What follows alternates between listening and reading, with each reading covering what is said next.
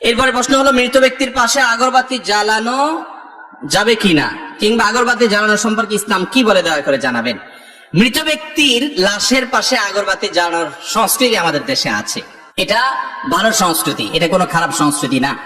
বিভিন্ন হাদিসে নবী করিম সাল্লাল্লাহু আলাইহি সাল্লাম বলেছেন, তোমরা যখন মৃত ব্যক্তিকে ধোঁয়া দিবা, সুগন্ধির ধোঁয়া, তখন সেটা বেজোড় সংখ্যক বার দিবা।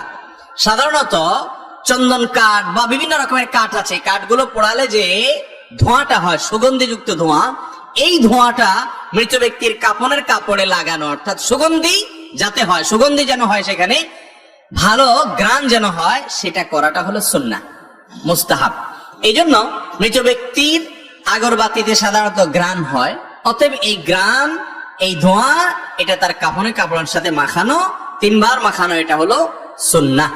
মাখানোর পর পাশে রেখে দিলেন যে আশপাশ সাথে সুগন্ধি থাকে, সেটা মুবাহ, নিষিদ্ধ কোনো বিষয় নয়। যেহেতু এই ধোঁয়া দেওয়াটা, সুগন্ধির ধোঁয়া দেওয়াটা সুন্নাত 3 বার মুর্দার কাপনে পাশে লাগায় রাখতে হবে। আপনারা করে আপনার ধোঁয়া দিয়ে সবসময় জ্বালায় রাখতে হবে আগরবাতি, এমনটি আবশ্যক নয়। কাফনে 3 বার ধোঁয়া দিবেন। ধোঁয়া দেওয়ার সিস্টেম হলো, ধোঁয়াটাকে এইভাবে আপনার হাত দিয়ে বাতাস দিয়ে কাফনের সাথে মিশাই দিবেন, যাতে করে কাফন থেকে সুগন্ধ আসে, এটা মুস্তাহাব।